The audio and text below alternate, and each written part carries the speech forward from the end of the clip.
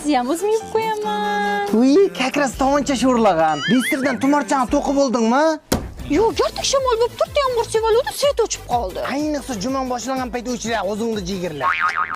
Sizlar ham 1, 2, 3 svet yon deysizlarmi? Yo'q, bitta paftorini ko'rib olamiz. Parvardacham rostdan ovqatlar shirin qila olasanmi?